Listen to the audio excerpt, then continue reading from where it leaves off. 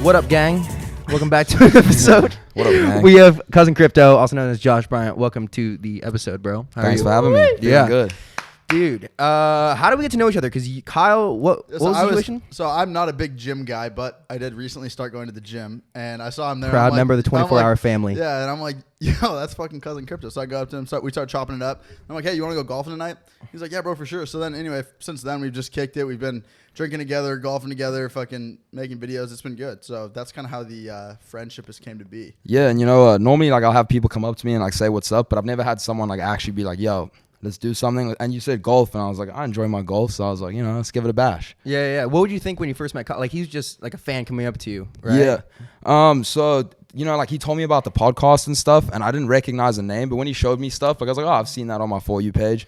And I saw Kyle. The first thing that stood out was the shells around the neck, or the pearls. Yo, dude, he wears this pearl necklace. Are you wearing it right now? Yeah, you are. On. It's an actual pearl necklace, like your mom would wear. It's a social experiment, man. Like, I just like to see like what people's like I like to see what people think about it. Girls really like it. Yeah. Girls really like it. It kind of puts me like, it makes them think that like I'm in touch with like my feminine side. Yeah, they become friends with you and they ask you for like dating advice and stuff. Yeah, and then they like change in front of me and shit, and like yeah, you start getting to go to the bathroom with them. Like, they ask me like how like my boyfriend's doing and stuff. It's kind of weird. I don't know why, but yeah, I don't really know like the reasoning behind that, but yeah, it is interesting.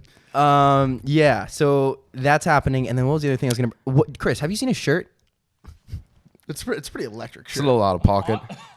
Dude, how'd you describe that shirt, Chris? Like, that's pretty impressive because like it's like the Eiffel Tower but without the hands, and it makes the H. And you know what's funny is like some people will like pick up on it and think it's absolutely hilarious, and then it'll just completely go by some people. Like you don't even notice it because it looks like the Honda logo. So $10 on Grailed. I get a lot of people that ask me why I got it. Like I don't know. There's no store or anything. It's just yeah, bro. Gradled's where it's at. How would you describe it to the Spotify and Apple listeners? What exactly is it? It's a so I like to call it an Eiffel Tower, but it's like an Eiffel Tower in the shape of the Honda logo. So right, and Eiffel Tower, for people who don't know, is like when you're getting railed while also. I didn't know this. We always say two let's bros, one chick. Yeah, and I mean, it don't gotta be that. I mean, it could be other stuff. All guys.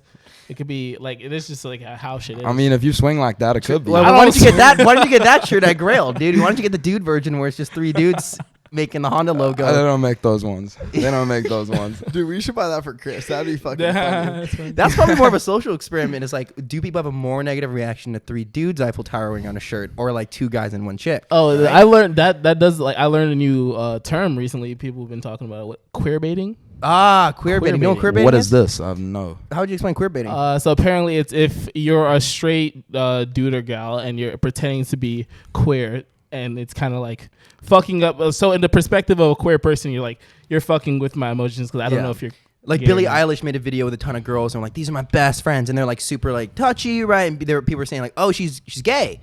But then she's not gay because she said she isn't gay, so that's queer baiting to get people to pay attention because she isn't actually gay. Yeah. I think that I've queer baited before. Wow, how have you queer baited before? Well, I've just been at a bar before, and a dude started talking to me, and like I'm a very active person socially. So, I started talking to him, and I thought, we were just homies, whatever. And then he started buying me drinks, and it got down the line. I was in his bed and I realized something was off. No. He like, I started picking up, and he started like, reach the hands a little bit, and I picked up that he was batting for the other team. And yeah, so I did end up taking a few drinks, but I didn't know. It is what it is. Yeah. Okay, so that's kind of different. It's not queer baiting because he was giving you free drinks in hopes that you'd give him sex, but he just didn't know you don't swing that way. You didn't know. I don't think that's queer baiting. I don't think that's queer baiting. Yeah. Unless you were acting a little gay to get more free drinks. Then that's queer baiting, right? That's what it makes me go queer baiting. Is a perfect definition of what queer baiting is. He's like, I'll get you more drinks, and then you just, show off a little bit more, do that stuff. That's wrong. That's where it crosses the line. It's like, hey, so remember when I said you were going back to my hotel? Yeah, I'm dipping. Thanks for the drinks, though. Free drinks is free drinks. So you were in college. We're all the same age. And so you were in college, but then you dropped out because of kind of like, I mean, people would think that you dropped out because of like being an influencer, but I would say you more dropped out just because like of the financial place that you're in. Yeah. now. So, that was my number one thing. College has never really been my thing. And I knew that going into it, but at the same time, I didn't have a backup plan. And having a degree is not the worst idea. And, I didn't want to work a 9 to 5. So, I stuck with college as long as I could. And then, crypto was something that I've been involved in since the end of, 2016. And it was looking shaky for a little while. So, I couldn't pull the plug there. And then kind of all at once. So, I came back for quarantine, COVID hit and everything. And I came back home and I realized, this college really is not working for me, like at all. Was not having it. It was Where'd you go again, real quick? Arizona State. Okay. So, like socially, I met a lot of people, had a great time, but, just like, I couldn't, the lectures and stuff, it wasn't good. I wasn't learning anything, and I wanted to make money. So, with crypto, started getting really deep in there again, because we went through a bear market for years. And for those who don't know, a bear market's just where it shits the bed. It just tanks for years on end. But, it runs in cycles. So it goes down, comes up, and, crypto really started coming back. And at the same time, I hopped on TikTok and I was like, I lost a bunch of weight over quarantine. And I was honest how, I'd lost it because a lot of people cap, Bryce Hall for a while. He took some Psalms and denied it, but I was straight up with it. So, I did that. And I pretty much, I gave my information. I just gave meals and shit. And I never really expected it to blow up in the way that it did. I guess, I don't know, just like, carrying a different accent or something, that really gets them going. Does it? I bet, bro. I guess. Accents are like the key to a lot of people's hearts. Like, dude, it's really weird. And like, it's an instant conversation starter every time. Remember when every Giddy time. used to come over and he was British and like girls just go up to him, the first thing always, tell me if you get this too, is I love your accent. It's like, where's it from? Right every away. single I time. love your accent. Where'd you get it? Where'd you get it? I mean, and usually I get oh, you British or Australian, because there's very few people that guess South African first time. Yeah. But you knew it, Yeah. which is We- impressive. He used to date a South African. Yeah, ex-girlfriend. It's definitely, once you hear it enough, like, it's very easy to understand.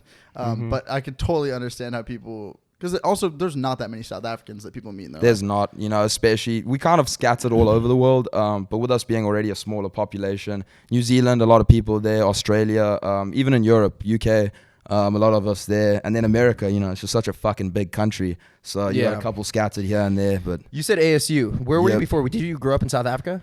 What was the So situation? I was actually born in Zimbabwe, which is it's a little further up on the map. I lived there till I was about 18 months, and then we moved to South Africa. Lived in Johannesburg for a bit, then Durban. I ended up spending 3.5 years in the fucking Middle East. Rocked it in Dubai a little bit. It was Really? a cool place, dope experience.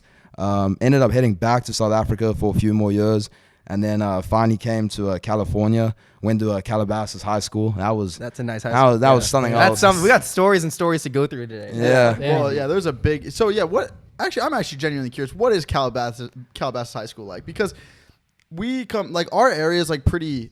It's like a pretty like wealthy area. Like, it's Microsoft. Everyone's doing pretty well for themselves. Where we and grew up. It's just really expensive because we're from like Redmond, Bellevue area in Washington. But it's not like a flexed area. Like, people don't like flex there. Everyone just drives like nice cars, new cars, but it's not like. I'm from Redmond, right? Yeah. Like, maybe if you said like Medina, where Bill Gates lives, but it's Calabasas is international. The Kardashians live there. Yeah. So, because like, I don't know, Redmond's just like not very materialistic. Yeah, I mean, so, it was, especially coming from South Africa, it was a huge culture shock. I think that was the biggest thing.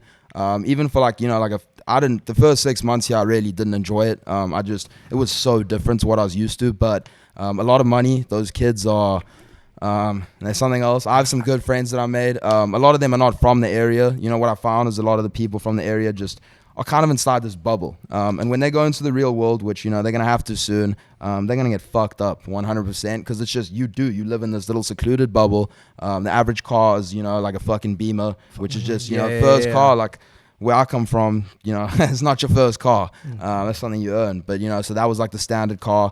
And the one thing that I just could not shake at all was these kids, first day of school, just like started talking shit to the teachers. And I was like, What? Talking, Like how? like just would talk back. So like where I came from, it was you greet anyone older than you in the school that walks past you, morning ma'am, morning sir. You raise your hand if you want to speak. You end every sentence with sir. Really? In South Africa, it's way more like it's way more proper. There's a lot, the manners are, they're up there. And these kids would just like talk back to the teachers. And for weeks, I came home the first day to my parents and I was like, you actually won't even understand what's going on. Because, back in the day, and when I say back in the day, maybe like 20 years ago, like you get beat in South Africa. Ruler. If you didn't respond the way that the teachers liked, or you failed the test, you get beat, no detentions. Obviously they got rid of that, but with a cane. So you had manners there. Yeah. You had to have your socks a certain way, uniform if you were missing a button. And then, I came here and kind of just like freeballed it. It was like, no uniform, just like say whatever you want, like Were people do saying whatever you like want. shut up bitch back to No, the teacher? no, not like that. So to me, it was just like talking shit. Like when I say talking shit, just like would talk back, would like argue and stuff. And you don't do that in South Africa. Yeah, like yeah, it's so it was just like, it was something like the level of respect was not there, which in South Africa, your elders, especially your teachers, you treat them with respect. And that's, it was just crazy to me. No manners, no please, no thank you. And it's just something that was the biggest culture shock for me. It was just insane. But overall I had a great experience. Gave me a good 4 years. Like I say, moving here as a kid with an accent, it wasn't too hard. Okay, wait, bring it back earlier to like Zimbabwe, because were you like, how'd you grow up in Zimbabwe? Did you guys grow up like super wealthy in Zimbabwe, So- like isolated community? What's that like? Yeah, so no, we actually we didn't really grow up wealthy. Neither of my parents went to college. They were both born and raised there. And my dad was actually a professional cricket player. For those that don't know, 'cause it's not big in the US. Fuck. It's a sport. And yeah, so he played for the Zimbabwe team. And he did that. They used to be raw back in the day. It's kind of the country's gone to shit a little bit. So is the sports teams. But yeah, so I ended up growing up there. We just did 18 months there, and my parents never went to school. They just started working right out of. So my mom was working when she was 18. My dad, the second he stopped cricket, because same thing as me, kind of decided he wanted the bread rather than to have fun. Yeah. And they started their own company. They've been doing Dell computers and shit. And then that's why we ended up moving to Dubai, more central location in the world. It's a little bit easier for distribution. And then, Zimbabwe started deteriorating. We had a dictator at the time, Robert Mugabe. He was there for like 40 something years. Oh my God. Yeah. And then, South Africa's kind of like the last standing country in Africa left, so to speak. And so we head over there. And then, just ended up living there. Decided that started going down the same path as Zimbabwe, and that's how we ended up in the US. So it's really interesting. A lot of people that are successful from like South Africa, it's all strictly based off computer success. Which is, I was like watching this video on it, and people I know from South Africa, Elon. they've all gotten into computers technology, and that is the way kind of out into like a more successful future for you, for your family, like for whatever. I think that's really interesting that like, because Africa as a whole is more technologically behind than like the Anyway. US is. Yeah. So it's really interesting that like that is kind of, you can kind of see how that works. It's like India, right? So many people from where we live came over from India to work at Microsoft, but they're not traditionally the most like resource rich area, but they still come out killing it in computers and get rich. It was weird. It was like interesting for me because I came there like 6 years from now. 6 years ago, sorry. Yeah, and like it was crazy because like when I first moved there and I moved in the downtown area, there wasn't too many like complex and stuff, but now it's just filled with a bunch of like people from different places, a bunch of foreign people that are working for Microsoft or Amazon, and now like 6 years later. Imagine like I lived in where like we're all from for like 20 years, and like my entire house is all horse pastures around me and now there's not a single fucking horse on Education Hill. It's nuts. Like it's just crazy how shit can go up. But yeah, I mean, so have you been back South Africa since you've I've moved not here? been back since. So, just we kind of wanted to get settled because like I say, moving here was a huge culture shock. I didn't really enjoy it for the first few months, first 6 months. And then, I found my niche, my homies that I was, cool with, and they showed me a good time. But yeah, so we didn't pretty much go back because kind of wanted to settle in. And then, when it was time to go back, COVID kind of hit and everything. So, we were hoping for this summer. I wanted to go back home, visit. I've also been waiting for my passport forever. And, with South Africa being behind and everything, it's not like the US where you can just apply. I submitted that like 6 months ago. So I can't really travel or do anything until I get that. Fuck. Okay. So yeah, no, I haven't been back since. The plan is soon, hopefully. I need to go visit the motherfuckers over there. I don't have school anymore or anything. So wait, tell me the story. What was the like when you got to Calabasas High School? You came in, you weren't doing crypto yet. You lived around all these kids whose parents are rich, like paid, Filthy rich. like we're talking like hundreds of millions. Some of like these hedge people. funds and shit. Fucking Crazy, and producers, network executives. So you come in, and then is this the story basically? Like you come in, you're not extremely wealthy on your own, and then you just start doing crypto, and start, like alongside all these kids that are super wealthy through family, you build your own shit through crypto. Yeah, well, that was the whole thing is, and again, my parents, they were well off, but again, we were nothing like, compared to a lot of the kids in the area. But yeah, South Africa, like I was saying, and you were saying, not a lot of people make it out. So that kind of forces you to think outside the box. You need to make a plan. You need to make something happen. So, when I started seeing crypto and stuff, and I pretty much, you don't need to, people hear crypto and they get scared, all these big fancy words. Like, I'm not a computer guy. I'm not a numbers guy. You just need to grasp the concept, that it's decentralized. It's not one central power. And, once you grasp that concept, you really get a vision of how far it's going to go. So, I picked up on that. I started grinding doing that. And then, one summer when all my friends were partying 4th of July, I spent the summer in Florida with my dog Charlie Shrem, and like he set up the first ever exchange. He's one of the OGs, and I ended up just meeting him at a conference, and he offered me an internship. And I just moved to Florida. I was like 17. I just kicked it there for about a month and so, and just worked with him. And yeah, ever since then it's kind of really kicked off. And it was hard because a lot of people, they see these people that have like made it in crypto, and they're like, oh, well, it's just easy. You just buy it and it goes up. And the amount of downfall that you deal with too, like there's a lot of people that end up jumping, and because they lose too much leverage, and it's a whole nother side to the world that like a lot of people don't know about. So yeah, it's pretty hectic, but it's been good overall. And I love that shit. How much did you like start with when you first started with crypto? So I started with like around 10K, and it was just money that, my parents always made me save money. You'd have like birthday parties and stuff as a kid. People would bring you money, and then, just from like Christmas and shit. So like I just saved up all my money. I never really bought anything ever. And then I just chucked that all in there, and then pretty much started from there. Solana was a project that Charlie Shrem put me on. We were there and they were all talking about it. It released, bought that, and that was one of like my first, like my earliest big gains. And yeah, just there's a lot of money to be made. You just can't be too greedy is the number one thing. You got to wait for the right time, because it's like 99% of people will end up losing. So it's interesting in the regular stock market, you kind of invest to then be fine like when you're like 55 or 65, right? Yeah. But like and say you're investing and you have $2 million at the end of like when you're 65. But now kids are kind of hitting the $1 million mark when they're like 18 years old, 19 years old. But it's so crazy to like look at, because you like see pretty much gains always in the stock market, over time. But like in crypto, like you could be up $2 million one day, then you can be down to like 500K the next day. How do you like deal with that emotionally? Well, that's what I was saying. It's not that easy, and it's hard. But like I was saying, if you just look at the bigger picture, no one has ever held Bitcoin for 4 years or longer and lost money ever in history. So it always, like I was saying earlier, it does cycles. It goes down, it comes up, but it is definitely volatile. And like I say, getting in earlier makes it a lot easier, because I've been in profit for a while now. So if it does come back and it drops a little bit, I can handle it. It's still going to be way above what I started with. But like you have a lot of these newbies that have just got in, with this whole TikTok phase and everything. And those are the guys that are down bad. They're down horrendous. And what I was going to say with also, like the millionaires and stuff, that's kind of been blown out of proportion, because you had these meme coins that were going crazy, right? And you were fucking like 100x, you were 100xing your money, whatever, on like SafeMoon, this and that. But no one, okay, because it came so easy to them, they had, when it's meme coins, we're talking gambles, 100%. Doge is a little different. It's been around, a while. It's not the same as all these other ones, but you have, they'll watch their account go to $1 million. They won't sell. And, obviously we had the top a few months ago.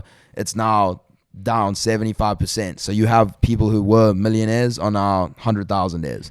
So it's like, it's been that, there was one guy, the Dogecoin millionaire. There's a reason there was only one story, done on that one person. He was actually like the only fool that really like came out like so, so on top, or at least like publicly, the rest of the people are all kind of in the backworks. Yeah, there's not as many as people think, but everyone's chasing it. Everyone chasing it only makes a couple people really rich. Those are the ones benefiting. And then, there's some like, the big guys, the OGs, they, crypto, a lot of the people that do crypto are introverted, they don't like the social scene. And so they'd stay completely anonymous.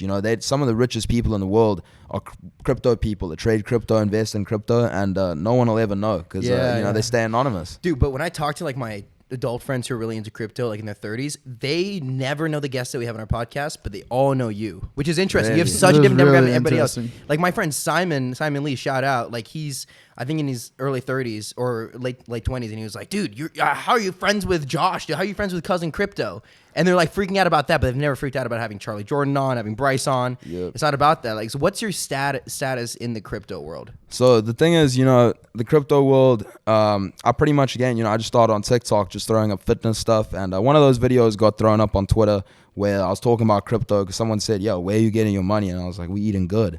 And, so I threw up a video about it. And, normally videos that get posted on Twitter because Twitter, toxic place, and it's a bit of an older crowd too. Like you say, there's not that many young kids on it. So it's a toxic place. And normally the stuff that gets thrown up on there from TikTok, they hate. They grill your ass. They grill your shit. Because it's the people on TikTok are like, you need to buy this coin now. And it's, just like anything. And so they threw my video up and I guess, it hit like 250,000 like views like pretty quickly. And on Twitter, like I was like, damn. That's like, a lot on Twitter. That is money. So, I saw my opportunity. I made an account and I just started posting absolutely out of pocket videos. Like I had a fake tooth for a little bit.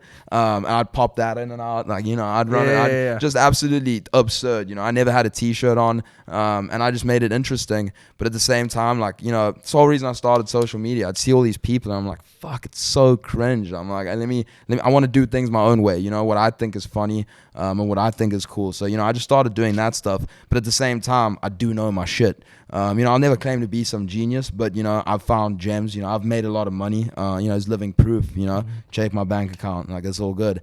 So at the same time, as well as like adding a bit of humor and entertainment, I also added, actual value. And I think it's the fact that I was, so young. You got a lot of motherfuckers just sitting at home doing nothing. They're not willing to put in the work. And people like to see when you're striving, for your goals and shit.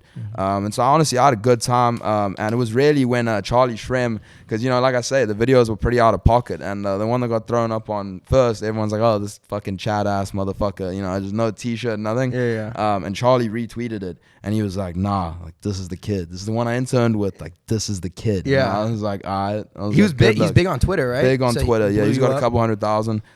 Twitter's my big, apart from TikTok, Twitter's like my biggest platform. Like I think I have like 61K followers on there, where it's like my Instagram's a little less. So I've just been running that. And it's a lot of fun because, like I say, a lot of people too with crypto, they remain anonymous. So you never see any videos or anything. It's not like TikTok where your whole thing is videos. So I was like, okay, cool. I'll just, I'll expose myself. I'll make a clown out of myself, and started doing that. It's also just so new too. You know what I mean? Like, because we were kind of like talking about crypto stuff the other night, and like we were getting like set up on like I feel like different things like we can trade crypto, and like to actually do it, it's like a process to get like really set up. If you want to trade stocks, you can sign up for a Robinhood account if you're 18, and you can literally go trade stocks all you want. There's a different barrier of entry. For sure. I mean, they've made it a little easier, and that's why, that's what I like to see, because, our whole goal is we want mass development. We want it everywhere. We want every motherfucker with crypto on his phone. When I first started, I'd have to send it from here to here to here to here before I could even trade it. VPNs out the arse, all this and that. But now, you can just download apps on your phone. The first barrier, though, the one you're talking about, is when you got to set up your ID and everything, and they do make it a bit of a bitch. Like the banks still block it if they see crypto, because they say it's a gamble. Yet if you want to go to Vegas and you want to take out 10 G's and gamble, it's all good. So we were also talking about. So this is also really interesting. Do you have a credit card? So I have a credit card, but I don't keep anything in my bank account. And like the main card that I use is my crypto card. You get like 5% cash back. And I can just transfer crypto. Boom, boom, boom. Because so the other day, Kai has a credit card. I don't have a credit card yet, but Kai has one, and Kai got a notice from his bank statement saying like, "Hey, would you like to upgrade your account?" Or you know what I mean, right? So you can have a higher limit of spending. Dude, I literally am in credit card debt for the last 3 months. Should not be having a credit card. I'm using it because I lost my debit card, right? Not smart, and using it up my like way out of like whack. And then I just get a letter from the bank, and I'm scared to open it because I know it's going to be like, you need to pay this certain amount now because you're being irresponsible with your credit card. I open it and it says, congratulations, your limit has been upped. They gave me more money to spend after being completely financially irresponsible. And it's because fucked in the head. It's because they know I'll spend it. Well, it's because there's a reason why banks are so fucking big. All bank owners are wildly successful. And it's because, I mean, for kids out there that don't know, when you don't pay your credit card on time, you accrue interest, and then your credit card debt then becomes more credit card debt, and like when you're young, your interest is very high, like very high on most credit cards. So like what Kai is facing right now is like the ability to then be able to spend more money, which then over 95% debt. of all money in the United States, like US dollar, is credit, I believe. I think it's that crazy. Where majority of the money isn't real cash. It's me spending cash I don't have, promising I'll pay it back in the future. Well, you know what's fucked in the head is, how these banks get so fucking wealthy is they take your money, right? Let's say you give them $1. They loan that out at 20 to 1. So you give them 1, they loan out 20. You collect 0.5% of that interest. It's less than 1%. It's horrendous. Here's come crypto though, in DeFi, decentralized finance, where it connects peer to peer. There's no middleman. It eliminates the bank. So on DeFi, you can actually earn up to 15 to 20% interest on a stable coin, which is paired with the dollar. So it sits at one. There's no risk. It sits at $1. So for example, like my parents, my dad's big into crypto too. He keeps very minimal amounts in the bank, because if you just store it in a stable coin 1-to-1, it's not going to fuck off. It's going to stay at $1, and you just sit back and earn 20% interest versus 0.5. Right. And the argument, tell me where I'm wrong, but like the argument most kids make when they first start getting into like more deep finances, there's something going on called inflation, where the US dollar is being printed so much that the value is going down. So when you leave it in the bank as US dollar, you're letting it depreciate, like lose its value over time, versus keeping it as a stable coin where you can get interest. And that's the thing, with crypto, Bitcoin has a limited supply. It's 24 million Bitcoin. Don't shoot me if it might be 21. One of those two. Yeah. But it's there's a limited supply. So once all of those Bitcoin are out there, they've been mined, which is a whole nother conversation. But once those are out there, you can't just print them out of thin air anymore. So this, hypothetically, is going to eliminate inflation. And then, you have stables, which you can continue to print, like Tether, it's a stable coin. They continue to print that. But, it's not like the dollar. It's not going to be inflated like that. So yeah, I 100% recommend looking at, staking your shit. You don't have to like crypto to do it. You know what I mean? It's stable. You're not really investing in anything. What happens when the interest of getting into a coin, what happens when like Bitcoin interest runs out? So say like there's then people, so once every Bitcoin's mined, and people are holding it, but then people become uninterested and they stop buying. Well, nah. So what that's actually going to do, once it runs out, it's going to make it more scarce, because there's not going to be any more money printed into it. Like I say, the second that I looked at this shit, I knew it'd be something that's going to be a part of the future. And, like you're seeing with COVID right now, it's exactly why I got into this shit, a few years ago. The government's printing dollars out of the arse at will. They just print, the last 75% of, the total circulating supply has been minted in the last fucking few months, just with COVID. So, either, at some point you're going to have to get some of that money back out of circulation and burn it, at which, you're going to see, the economy will crash.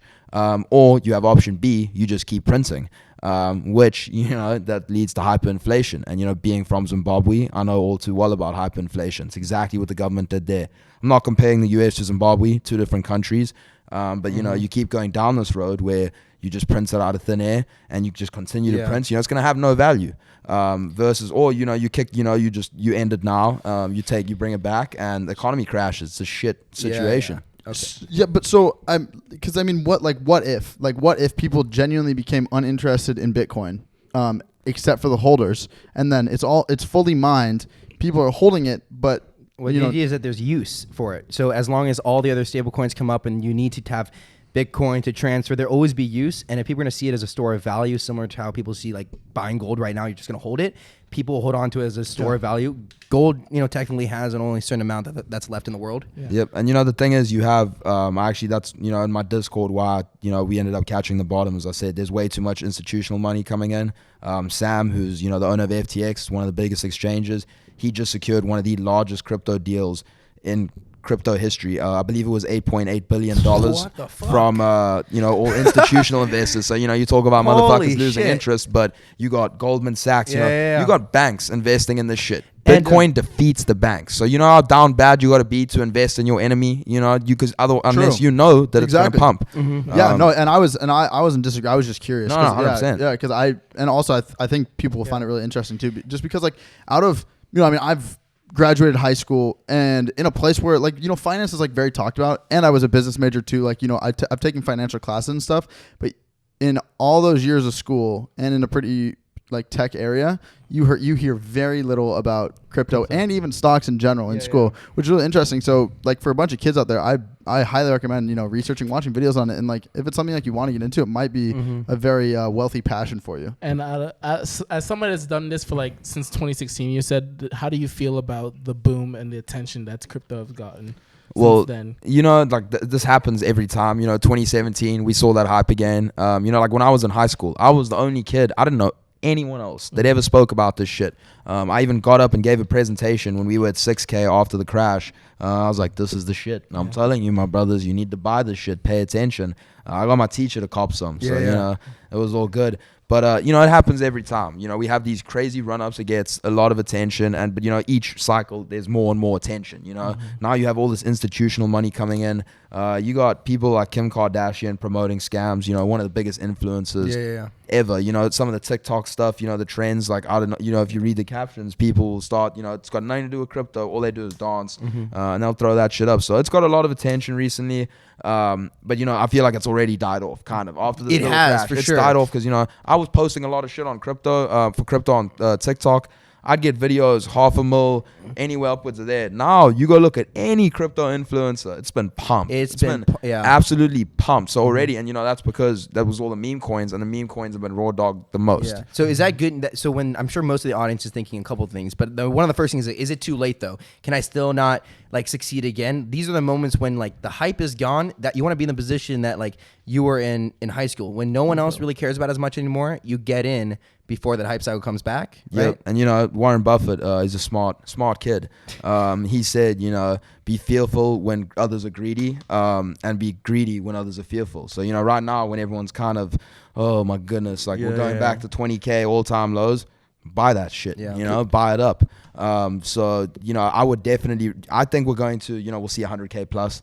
I think we got another leg up in the cycle. And then it'll go through, you know, where it'll die down again for like you say, you know, another few years. And, you know, it'll lose some hype and then it'll go again, you know, it'll keep running in these cycles. And that's why I say, you know, no one's ever lost money if they've bought Bitcoin and they hold it for 4 years. So if you want to get involved in this shit, not financial advice or anything, but like I said, no one has ever lost money holding it for 4 years. It could kind of be like easily compared to it's like going to like the gym and like expecting results like instantly, right? You know what I mean? Like if you have to go work hard at the gym. I watch you because you come over and I watch you. Like this kid has 2 phones. He has 2 he's fucking literally, phones going. He's literally trading. 2 chains. You know, like we'll be like in conversation or something, or you know, the only time where you really aren't trading crypto is like if we're like drinking or something. You know what I mean? Then we got to put it away. Yeah, it seems like it's probably you might get a little frisky on the FTX. trading app, but it's very interesting, you know, because like with our job, we work from 9 to 5 every day, except for the days we take off, which isn't very often.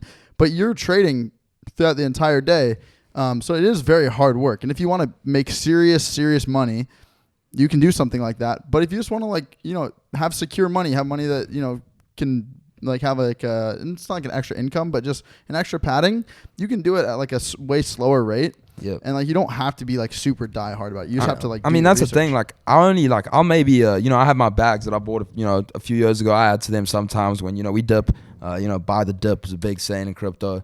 But for the majority of it, you know, I've already got my stuff in it. So what I'm doing when you always see my ass on it is, you know, I've started, you know, leverage trading a few months ago. We've been, you know, doing it in my Discord. Been eating up.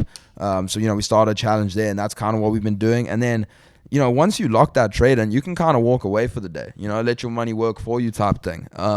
And it's really just, you know, but it's reading the charts. Like I say, you know, the whole reason 99% of people lose is they're not patient. You know, they don't wait for that perfect entry. You know, they get impatient. They want to take this long, you know, they want to take this short and they shouldn't be doing it. You end up losing. So the whole time, you know, I'm kind of just waiting for that entry. You can always set orders and stuff. And it's always researching. Like I'm always just reading articles and shit because, you know, I'm a big believer in, you know, the more I expand my knowledge, you know, the more it's going to help me in, you know, everyday life and shit. So like, you know, there's a lot of good stuff on Twitter too. There's a lot of horse shit. There's a lot of good stuff there too that I learned, you know. True. So one thing that I'm sure the audience sees all the time, which is like whenever I was learning about this stuff, I always thought I kind of understood it, like blockchain, right? And I got this example. Tell me how off this is, like just to make it really easy for everyone that's listening. And you were talking about this with like banks going away through decentralized finance, but like when you go to a store, right, you have to, and you buy something and it's $14 and you go up to the cash register and say, I want this thing. They take that, put it into the machine, it goes to the bank, and they go to the bank and say, hey, this person wants to buy something for $14. They say, okay, this person does have $14, go ahead, and then you finally get approved and they get that money. Yep. But the idea is you can cut that out, where instead you go, hey, I want to buy this thing for $14. It goes straight into the blockchain. It doesn't have to be checked by anybody, any bank. And that money, if you have $14, it gets taken out right away. And that's the idea of like what makes the blockchain so cool. Yep. So I mean, yeah, it's pretty much that's exactly what it is. It eliminates that middleman. It gets rid of the bank, and like with DeFi, it's peer to peer. So it'll connect you straight with the blockchain. And then we're talking about mining, for example. When you mine Bitcoin, it's solving the math algorithm, and what that does is it's going to approve the transaction, and then it's going to reward whoever was running the mine before with Bitcoin. And that's how the Bitcoin's mined is, you have these. So it's in a sense, it's checked by the blockchain, but no bank or anything. You don't have to have a third party. So it's just this technology that they've come up with. And like I said, I'm no guru when it comes, I was not good at computer science or anything. It's just understanding that concept that there's no middleman, that no one has to be there. Like these banks, some of the richest people in the world, and blockchain is showing you don't even need that. You don't even need that middleman. Yet it's one of the biggest industries out there. So it's like, even, like with the lending shit, it connects peer to peer versus having that bank lend it out for you. They take 19 of those $20 they've given you, and then they give you the one back, you know? So it's kind of just that concept of there's no middleman. It's kind of just like, it's just a free for all, really. There's no. It's just between people. You don't have to get anyone involved, and that's why so many tech people, they really like it. Yeah. Oh, my bad. I was just gonna say with the same thing with crypto. You about last week, Kyle brought this up. You were involved and called out by Idubbbz because of Because of fucking Doink Doink, right? Well, the craziest thing about the Idubbbz thing is he had no idea who Idubbbz was, and Idubbbz is very out of pocket. Old YouTuber, right? He's said the N-word multiple times. Fuck you, Idubbbz. He said the N-words multiple times on YouTube. He went up to Tana Mojo one time, and he took a photo with her at at TanaCon or whatever. That was a different meeting greet. Yeah. Or something. Anyway, and he's like, say the N-word. He has a lot of videos that are very out of pocket, very not okay, and somehow so Josh had never seen him, and I was just telling him about Idubbbz, and then the next day, I see on his Instagram story, he's like, dude, this dude Idubbbz calling out. I'm like, in what place is Idubbbz able to call anyone out ever again? What was the video? Like how so, like I was mentioning earlier with these meme coins, a lot of people have started what are considered scams. Dink Doink is not a scam. If you look at the price chart, it might look like it. But again, the whole market got worked. But anyway, there was this meme coin, and it was started by, he's open now. His name's Jake, CEO. He's a good guy. I like him. And, he had Logan Paul be kind of like the big endorser. And, that guy Mike Malik or whatever his name is. Maglak or whatever. Fuck Lana Rhodes. Yeah, that one. And, so he had him and Evan, the dwarf too, had them run it, and talk about Dink Doink, this and that. And pretty much pumped the price up. But, like I say, it came crashing down, not because someone rugged it, but because the whole market came crashing down. And so, Idubbbz, being a wanker, he did very little research. And, he kind of just made this video, like you said, he used to be popping, or not popping, but, he was out of pocket and popping, At the end of the day, I guess people wanted to see that, but, I looked at his views and they are down the shitter. But, so he used to be, I guess, have views. And now a lot of people that I've noticed, they want to talk about these scams because it's a big deal and they got nothing else to talk about. You know what I mean? So he clearly didn't do his research because he doesn't know what he's doing.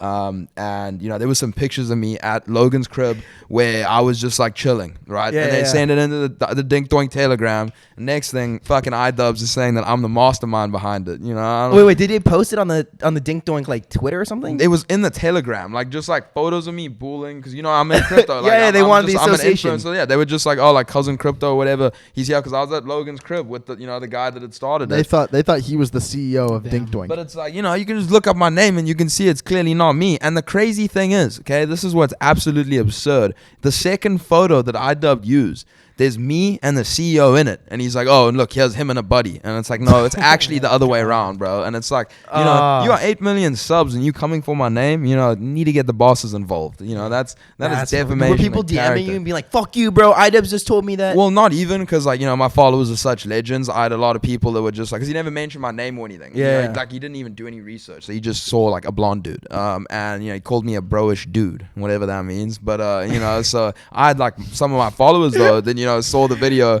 They were hitting me up and they were like, you know, like, cousin, please tell me this isn't true. And I was like, it's not. And that's when I posted the video and I was like, bro, what is you on? Well, and especially for you, that would hurt your image because, you know, there's people that are, you aren't giving financial advice, but there's people that definitely are trusting you in like saying, in like not completely 100%. fucking them over, right? 100%. And that's ultimately what happened. That's what happened with a few FaZe members. That's what happened on a lot of social media Fuck platforms. FaZe K. I will beat your ass. You don't fuck with FaZe? Dude, I happen to sit all-time low. with the FaZe He was clan down so PR bad. rep at a Dodgers game. She just happened to sit behind me, and she was just, you know, I'm sure like decompressing after dealing with all that. Oh, yeah, she was probably getting shit faced. I like, I mean, I bet, like, dude, she was lit. well, like, whenever something bad happens in the sink, like, whenever, like, I don't know, it's something like, if somebody, like, drops, like, milk out of, like, the fridge or something, we're like, that's gonna be a PR nightmare, you know what I mean? Like, it just sounds like a joke. It's well, like, not you a pass nightmare. out on the back of an Uber and, like, your boys have to come get you. Yeah, that's pretty That bad, is Kyle. a PR nightmare, too. There's actually, this last 2 weeks, there's been quite a few PR nightmares for me.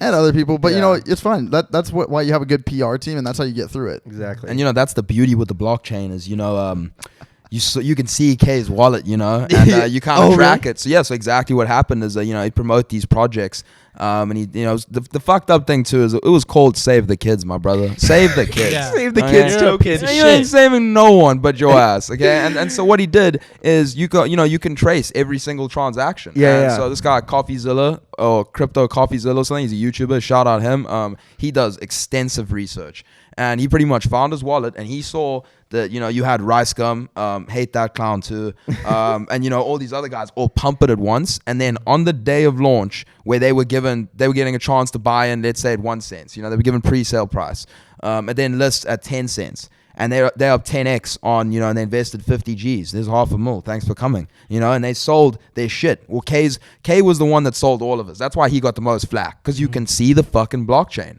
and you can see that he sold his entire bag on the day of launch to his followers, and then never speak to it again, never speak about it. You know what I mean? So that's the thing. There's a lot of crypto projects that have been pumped with the market, but they're legitimate. They will come back. It's not that like Save the Kids is done. They straight up, and that's the thing. You know, the other members, I forget, Jarvis, whatever, they only sold a little bit and they held the rest, so it wasn't as bad. You know what I mean? Because They did that because they knew. They knew, but also, you know, like if you are an early investor, you know, take profit type shit. They have to give that. So, you know, it's a lot of people get mad at influencers getting in at pre-sale price, but you as a company, right?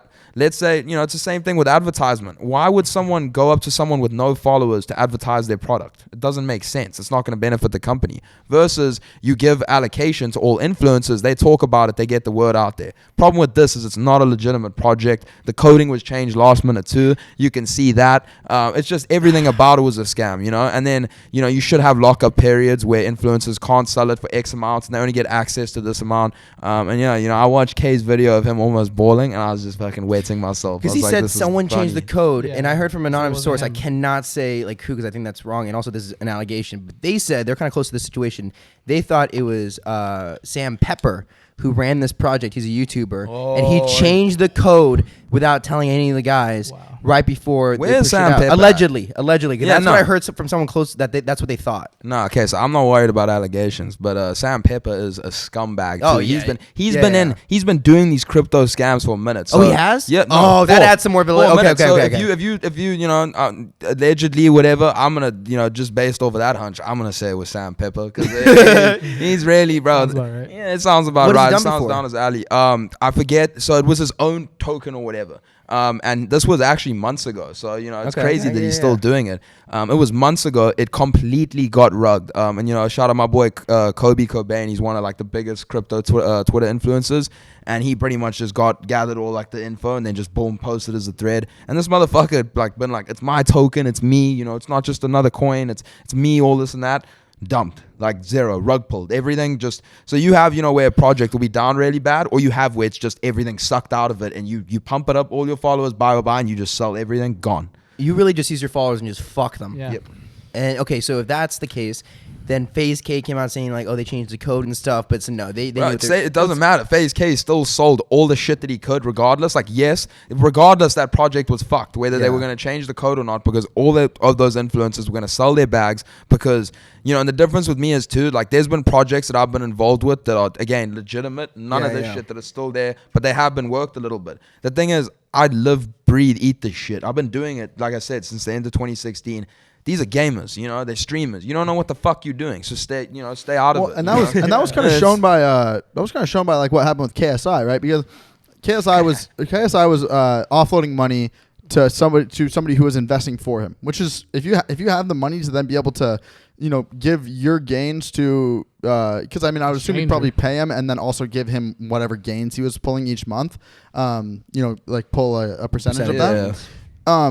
If you have the amount of money to be able to do that, good for you. But then, so this guy had made him, I think, $10 million on what? You know, very really well because he lost. He slapped him with like a molar. He lost $7 million. After making 10 mil? KSI lost $7 million. How? Dude, leverage trading. He's a great. So KSI is actually one of the best indicators ever that I use to trade crypto. If KSI says we're going up, we're probably going down. And KSI, KSI says for a second you're gonna be like, when he says okay, we're probably going up. And it's crazy. It's got to the point where he clowns himself, and I love it. Like respect, you know, respect the point where you kind of clown yourself. And I really like KSI too, but I feel really bad for him because I know exactly how that feels. Or even but everyone does it in crypto. You get too high leverage, you fuck around, and it's, you know, that's exactly what he did. So, you know, what I've been talking about, where you always see me doing it, where I've flipped that account, you know, 56x, it's 56,000% up on that. That's where he's lost. You know, it's gone reverse for the boy. Right. If you guys don't know, like, leveraging is like you're trading with money that isn't yours, but you're borrowing it. So then you can lose a lot of money, but you have to be able to pay that back, which is a problem if you're borrowing more than you have. Is that the same thing as like shorting? No. Shorting, you're thinking that the price is going to go down, so you're promising to essentially like you're buying. So you're saying like you want to, if you buy a put when you're shorting, you're promising to buy something at a certain price when you know it's going to go down, so then you can like sell it at that price and get the gains from that. Okay. Leverage is you're literally borrowing money and saying, I'm going to spend $10, but actually I want to leverage 100, so I'm actually going to get $990 that is in mine. Yep. Oh. And then so like shorting, then just in shorting, you predicting it's going to go down. Longing, you predicting it's going to go up. And then when you use leverage, you borrow money from the exchange, from the broker, whatever. And let's say you borrow leverage, you know, use leverage to short. If it goes up by a certain amount when you're losing leverage, you know, the more leverage that you're using, the less it can go up. And so, you know, theoretically, if you get it wrong and it moves up $5 in the wrong way, if you're using a lot of leverage, boom, your entire account gone, liquidated. And that's what KSI did. Used way too much leverage. I see. So again, the more leverage you use, the more gains there is to be made. But again, you know, especially with crypto being such a volatile asset, you know, it can fuck you up real quick. They'll like, if you don't have enough like dollars in your bank account to cover what you borrow to pay it back, and they will literally sell everything else that you have. So even if you've been holding Bitcoin, let's say from 4K, but you don't happen to have enough cash when you get margin called, you suddenly get everything liquidated and taken out, or at the point in which you don't recommend touching leverage. You know, unless you're in you know, my Discord and you're getting spoon fed. You know, I don't suggest touching that stuff. You know, it's not a lot of fun. Yeah. Well, and if anybody out there is trying to figure out or trying to get motivated to get into investing, I recommend watching like Wolf of Wall Street. Great movie. That's the goal. It'll get you. No. I'm just saying, just to get motivated to do it. Like if you watch Wolf of Wall Street, you are going to be feeling amped afterwards, and like you'll actually, you know, it's like taking pre-workout almost. Yeah, just talking about that, I want to Quaalude. This is crazy. or you can watch The Big Short too, or also War Dogs. All three very good movies. They just get you feeling just great about money. Want you to grind. Yeah, and it's just like it shows what people do to kind of get rich, and then you can figure out how to do that legally. Motivate some more people. Like, what's the most like fucking made it thing that you've done after going and doing crypto? Like, did you ever take like an exotic, crazy trip to like Greece or like Bali after getting paid? I watched this kid body a $500 bar tab in Jaeger bombs, and he didn't even feel it. Yeah, it didn't even hurt him. And like the thing is. I'm very down to spend $500. You know, I'll go spend $500. When? I like I dropped $500 on Catalina. Oh, okay, that's true. Nice. I mean, like I'm saying, like I'm down. That's not a 2-hour dinner though. That's the problem. That was a whole trip. No, yes, I am. I'm saying I'm down to spend like money on something that I believe is like something that I would really enjoy doing, and like I buy $500 on car parts and stuff. I drop $1,500 on tires. Like, you know, I spend money, but if I were to go out in a night and spend $500 on liquid that then just makes you feel horrendous in the morning, like that would hurt me personally, right? At the financial state I'm at right now in my life. So watching you do that was just hilarious. I text this kid in the morning. I go, yo, how much money did you drop last night? He goes, I'm 500 down, laughing face. And I'm like, dude, I wish, but like, I think that's just crazy that it doesn't hurt you. No, so to answer your question, there's actually been a few moments where I was like, fuck, like, I made it in my own way. I'm by no means satisfied, but, I'm happy with the progress that I made. Still think we got a long way to go. But, dropping out of school was really the big one for me. And, it's kind of happened all over COVID and shit. So, like trips and shit I can't do, but I plan on going to Europe. I want to do like a few months stints there. I got some family and shit over there too. I want to visit them. Kicking in, Europe for a little bit. But, so dropping out of school, I went to Cool Kicks because motherfuckers on TikTok, they keep giving me shit about my shoes.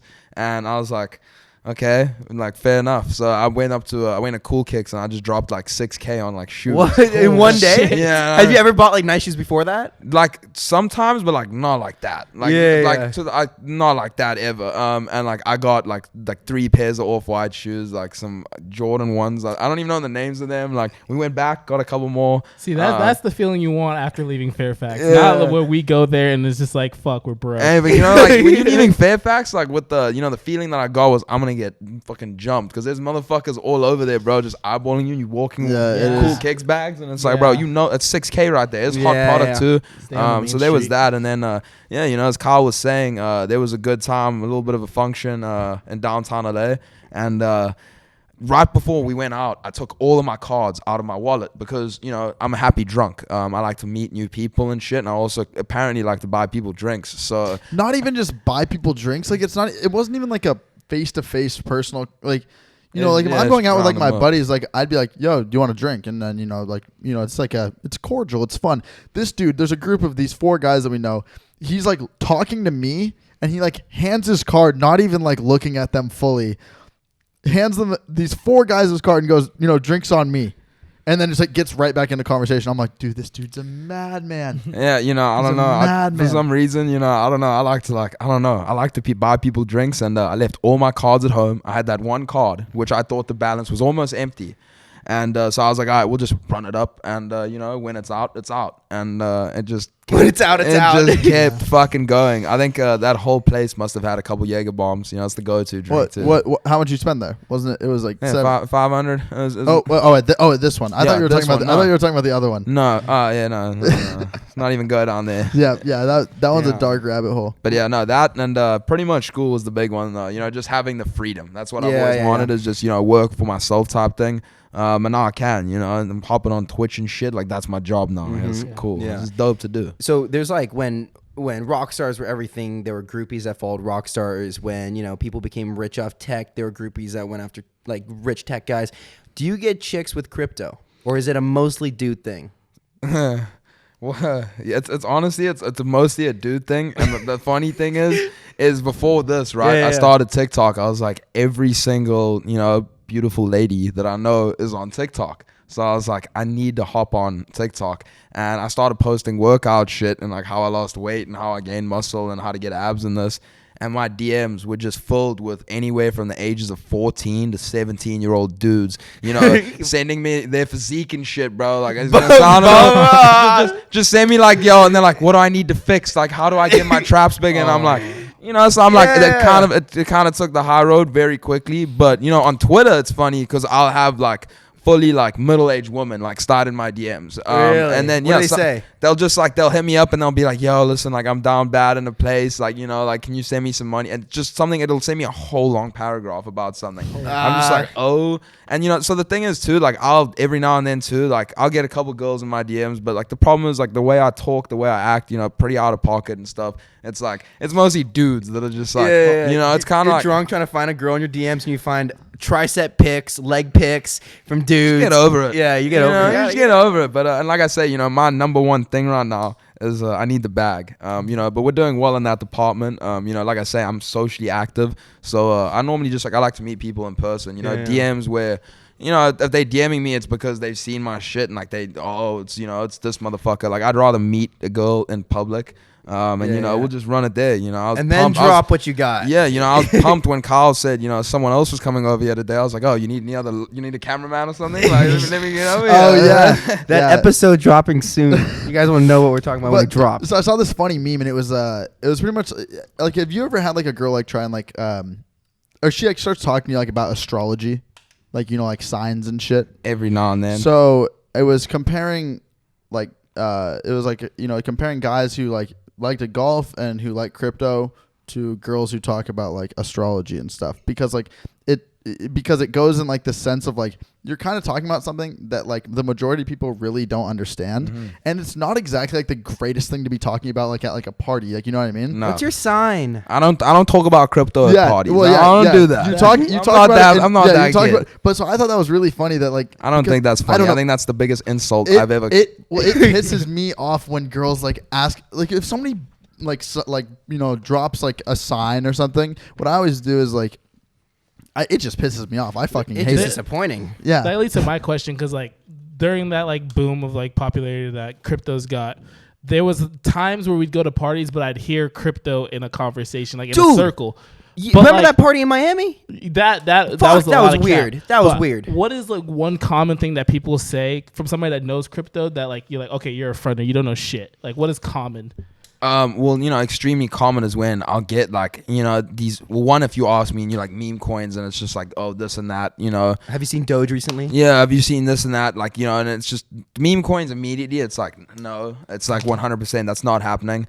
And then, like, it's actually funny. I was in my Discord today and there's this coin called Hex that's been pumping. But the guy behind it and everything, he's been doxxed plenty of times before as a scammer.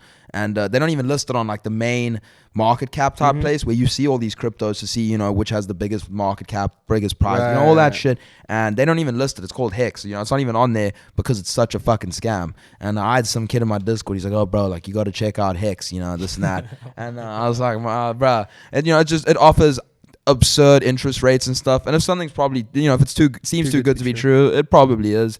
It's really just like, if someone will, I can grasp from a real quick conversation. It's just like, there's nothing like particular, but like if they ask me about a coin that just is just an absolute no-go, or like I say, you can speak to someone very quickly, and you can know, like I say, I'm not perfect. I don't know, no one can see into the future. That's the next thing. If that's a lie, that's the one. If someone tells me that it's definitely going here, it's definitely going to go up, like we're going, you don't know anything, you can use TA and stuff, like I do technical analysis to give you an idea, but there's no fucking way. You can't see into a crystal ball, you know what I mean? It's not happening. It's like that shit. Because usually like when I hear those conversations when somebody's talking to me, I'm not smart enough, like, or like fucking informed enough. You are, if it's at a party, you are smart enough to get in that conversation. I promise you that. No, I don't know tell if they're bullshitting you, right? Yeah, so I'm just there like, I think that's a perfect one. When someone like Josh is willing to say like, I don't know everything, but this is kind of what I'm thinking right now. That's a good indicator. Oh, you're not fronting because you're admitting that you don't know everything. Exactly. And like, I don't know the future. It could be going this way. Like when they're very like conservative with telling you what they actually think, it's probably a better indicator than somebody very open to telling you what they think. I'm bullish. Like, so like when I say I don't know where it's going, short term or exactly, I'm bullish. Long term, I think we're going up. Even if it comes, we hit resistance today, even if it comes back down a little bit. Long term, like I say, if you're gonna buy this shit and plan on holding it for a bit, I think you'll be well paid. But yeah, even at parties and stuff, I'll hear it all the time now. And it's funny because it's just like, you probably don't even know. Like, I'm that motherfucker. Like, and it's like, but I just won't even like. I won't even get involved because it's like I'm trying to have fun. Like I don't want to listen to like it's more just like absurd, because it's 9 times. I've never heard anyone, 9 times out of 10, if you meet a kid like my age or whatever out in public, like sad reality is they don't know what the fuck is going on. You know? But then you got motherfuckers that are switched on, and you know straight away. Like I had some people when I was in Idaho, I was telling you I was there this past weekend. I had never ever in a million years, like I say, I only started doing social media at the end of last year. Never in a million years would I have thought that motherfuckers in Idaho would have recognized me and like staring at me, and they come up to me and like, oh, cousin Crypto, you do this. And that's the next thing. Like, it's funny, these fools, they were in their mid-30s. It's like, here I am. I'm still fucking trying to figure my shit out, still trying to learn how to walk. And I got like full-grown adults, oh, what's happening, this and that. And they were talking to me about DAOs, and won't get into that. But immediately knew they were switched on. Yeah. And you can kind of, you get a sense for it pretty easy. Different terminology too. Yeah. 100%. This is kind of off topic from crypto stuff, but I saw this thing on the internet the other day. and it's this homeless man who had an entire block. I don't know what city it was in, but he had an entire block and a whiteboard marker, and he was like, it was all filled with equations, drawings, everything of a time traveling machine. Right, no, that's acid. But yeah, he just took a ton of acid. That's so so it's getting like reviewed right now, for like just like kind of like checking like the quantum physics of it, like of how all of it works, like in all his equations and stuff. But people are saying like they're like, what if this guy is homeless because he's time traveling and he doesn't have a way back, but he like doesn't have like the ability to conform to this year of society, and that's how he's trying to get out. No. No, I don't believe in none of that shit. I think it's a homeless man that just had to draw on a whiteboard a box. I think I'll tell you what I think. I think it's a homeless man and he's tweaking and he's bored because he's got nothing to do and he's drawing shit. And he's fucking with people, making them think that he's a genius. Yeah. Right. They can make a time machine. So the homeless people, they like to fuck with people. That's what I was thinking. But like the stunning like visual of it is insane. It's not like a cardboard box that acid. Right. Acid. That's what it was. So yeah, I was just wondering like what you guys thought about it, because I was like thinking about like what like the different possibilities for it could be, and yeah, I thought it was interesting. Hey, you know what? Craziest should have happened. The fucking flu bat has come across from China and locked us in for a year. It's fucking craziest shit has happened. Maybe. Never would have seen this shit happening. Who saw COVID coming? Yeah. You told me this was gonna happen 5 years ago. I said you've lost it. I said you are that homeless man making that shit up. No ways. Yeah, what if he just what if it's actually, because the story of it checks out in a sense where you could be like, but it's something that you want it to be true True. badly. That Very- you very want, true. yeah. And we'd also like to give a huge thank you to another one of our sponsors, one of our more consistent sponsors now, actually, is Bird Dogs. Bird Dogs is the best athletic short, whatever short, going into dinner short, meaning your girl's parents short, going clubbing short, anything you want. You can golf in them. You can literally do anything. They're the most versatile pants I've ever owned in my entire life. I can literally swim in them. I went clubbing last night in them. Strip clubbing. Hey, they keep everything contained. I say it every time, but like the Bird Dogs are sick because you can wear them like on your date. You can go out to the beach, then you can go out to a nice dinner, then you can meet the parents of your date, and you always look good. Well, like literally, like we went to Catalina Island. We went fully swimming and then like went out to dinner that night, and I was still wearing the same shorts. Then I went back. Like, we stayed at a hotel and came home the next morning, same shorts the entire time. And you can do that in, like, other shorts, and people look at you, and it's like, oh, it's a little weird, It's like you're wearing swim shorts, and I can tell you're wearing swim shorts. This is like, oh, those are nice pants. Or it's like, oh, those are nice swimming pants. It always changes up, And they were literally over the top comfortable. Yeah. So, guys, go check it out. Go to birddogs.com and enter promo code TheSync, and they'll throw in a free Bird Dogs whistle tip football. I do remember the whistle. You know the ones you can throw, like, 100 yards? Maybe 200 yards? That's what we're talking about.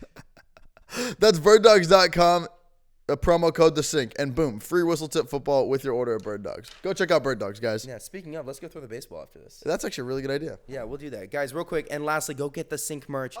Yeah, dude. At thesyncshop.com, our merch is available. Forgot about the best merch. The shirt logos, they what do you call it? It's like a fuzz. The logo is a fuzz, kind of like the varsity jackets. We never made varsity anything. Yeah. Actually, well, I guess, no, actually we did. Yes, but track doesn't count as a sport. So, guys, go check it out. Go get our merch at thesyncshop.com. Thank you to everyone that's gotten it. Everyone that we see that wears the merch out in public, we really appreciate you. We've never seen it yet, but one day we will, and it'll be epic. So, guys, we'll see you. Syncshop.com. Peace. All right, guys, we just took a quick break. We jerked each other off. But speaking of that, tell me the story of Rub and Tug, bro, because you were telling me something happened there. Yeah, so I'm sorry, Mom. But, a couple years ago when I was still in high school and stuff, the California wildfires, they were out of pocket, to say the least. Yes, sir. And they came right up here, in Calabasas, and they were all, we all had to get evacuated. And, the whole school and stuff? So this was during school, during school time. And it was a fucking, obviously, thank goodness no one got hurt and my house didn't get burnt down. And, sorry to those, that weren't so fortunate. But this was probably one of the best times of my life. We were going into finals week, and, wildfires had just come out of nowhere. And they were bad. They were really bad. So, we had to evacuate, and, insurance, because of, it's fires, they had to cover it. So we were like, okay, let's get the most out-of-pocket hotel we can. And we ended up staying on at the Mondrian on Sunset, which is pretty cool. It's just me and the homies. And we just got a couple hotel rooms, and we just ran that. And, one night, and then also so that very night, the first night or the second night, it got announced that finals were gonna be optional, and Optional? You give kids the option to take the final? because of the fires and people had to evacuate. So they gave us the option. They said, if you don't want to take your final, you don't have to, and you can just rock with the grade. that there was some boners in high school that still went and took their fucking final. Even if they were like 90.0%, 0.1%. It was online. You could take it if you wanted to, but I'm all about the extra mile, but not here. Not here. And so we ended up, found out that news, and we were like, oh, it would be irresponsible not to celebrate. And so we ended up, picked up some teats, did a little bit of, medicine, the cabbage. We ran a little bit of that. And, we ended up, we're like, I wonder if there's any rub and tug places down here. It was just a thought that popped into my head. And for anyone that doesn't know what a rub and tug is, it typically happens at a massage parlor. And you go and you get rubbed, which is, you get a massage. Then you get tugged afterwards, and it's called a happy ending massage. You put their finger up your butt. It's a sexual thing in a non-sexual manner. It's pretty interesting. It's a very interesting part of how just business. Yeah. It's strictly business. Just business. I'm trying to reinvest my money back into the economy. Yeah. What better way to do it? Trickle up economy. Exactly. So we looked up. I was like, it'd be funny if we found out, if there was a place down here. And we looked up. I just wanted to get a massage, and we looked it up, and this one place came up, and already the red flags were going off, like a ticking time bomb, when the name was Robust. Robust. And so I was like, okay, this is so far we're looking good. Yeah. And you go down, and you now see that they've got only like 2.5 stars. I'm like, this is looking good. And so you read the comments, and it's like, I went here with my husband, and they'd only take my husband, and they wouldn't let me in. And then there was another one. It's like, we pulled up, and like there was all like these girls, and it was very sketchy. Like we left immediately, like this and that. And I was like, this is the one. Yeah, this is the one. And so me and a couple of homies, we just got a couple of birds, and we went down there. You brought girls? No, bird. No, bird scooters. Bird Okay. scooters. Just bird scooters. And we ended up going down there. And you walk in, and it's just completely empty, and it's just like kind of like a little lobby, like reminded me like I was at the doctor, except I'm about to get wanked off. So same thing though. And so we're sitting, we walk in, and we're just like, what the fuck do we do? And like before we can even comprehend what's going on, fucking the back door opens, motherfucker runs out there, grabs the one homie, takes him to the back. I'm like, oh wow, just takes him, just like was it a girl? Was it a guy? It was a girl, of course. It was a girl, of course. It was a dude that would have fucking put on the wheels and I'm saying maybe there was like, he probably know how to do it better, by the way. But I'm more saying like maybe it was like an intermediary, like taking them to the room. I don't know. No. She's like the dental hygienist. Like we mentioned before, like it was strictly business. They were all about their business, and so like one homie gone, and like I'm looking at the other boy, and I'm like, what the fuck do we do now? That was like a little out of pocket. I wasn't expecting this. At least like fucking take me to dinner before you fuck me. And so it's just, did you and all your friends get jerked off by the same woman? Absolutely not. Okay, keep it going. And when I say all my friends, it was just like 1 or 2 of us. It was nothing crazy. It wasn't a party or anything.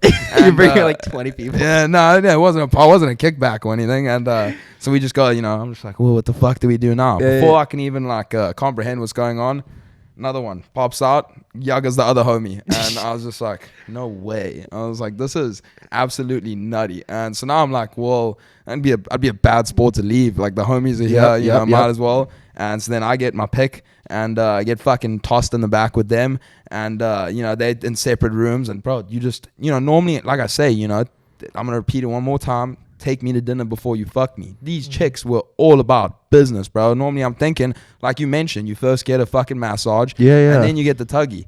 And they like feel it out. Like, is this guy cool with the tuggy? We don't know. Nah, bro. I go down there fully like, towel over the waist and everything.